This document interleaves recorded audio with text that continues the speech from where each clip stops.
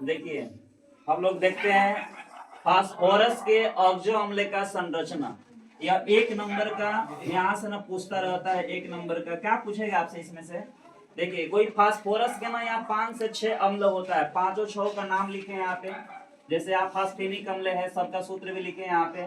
और पूछेगा ना कि कौन कितना क्षारकीय होता है, तो संरचना में आपको पता चलेगा OH के संख्या से। जितना OH के संख्या आएगा स्ट्रक्चर में, वही आपका क्या होगा, उसका क्षारकीय निकलेगा। जैसे यहाँ पे फास्फेनिक अम्ल है, सूत्र है H3PO2।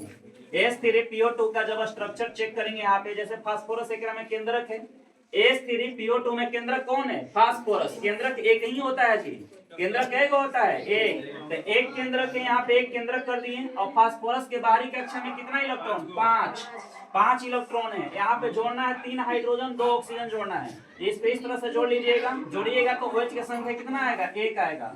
और जब एक OH की संख्या है तो यह एकल क्षारकीय है। क्या है? एकल क्षारकीय। आपसे यही पूछेगा, यह फॉर्मूला दे देगा आपको। जैसे यहाँ पे फास्फोरस अम्ल है, अब फॉर्मूला है H3PO3।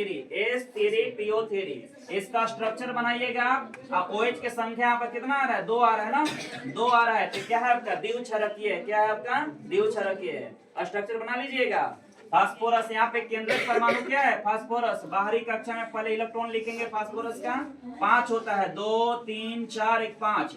यहाँ पे 3 गो ऑक्सीजन है, तो एक ऊपर में जोड़ दिए ऑक्सीजन है यहाँ पे। ओकरा बाद यहाँ पे OH की संख्या एगो लगा दिए, बाकी एगो हाइड्रोजन कर दिए। 3 हाइड्रोजन है, 1 2 3। ऑक्सीजन आपका 3 है, 1 2 3 हो गया। ये आपका स्ट्रक्चर में हम लोग के 2 OH की संख्या मिल रहा है। इसका मतलब यह क्या है? द्विक्षारकीय। क्या है? द्विक्षारकीय। हाई, हाँ बोलिए कुछ कह रहे हैं क्या? यहाँ पे हाइपोफास्फोरिक का सूत्र क्या होता है? ये होता है H4P2O6।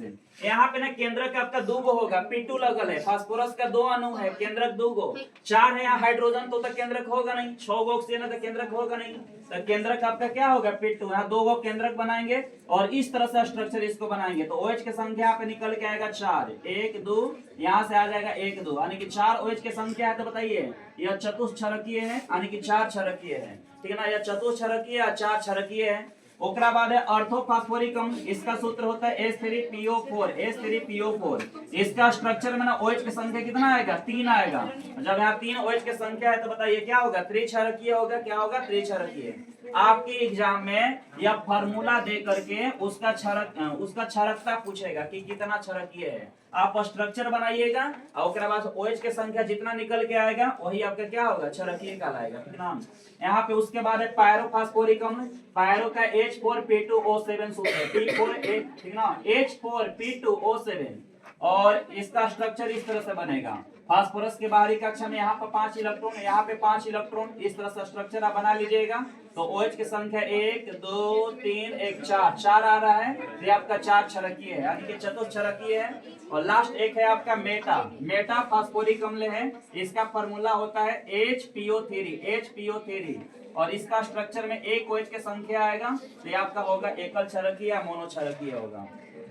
तो हो जाएगा आप लोग से 1 नंबर।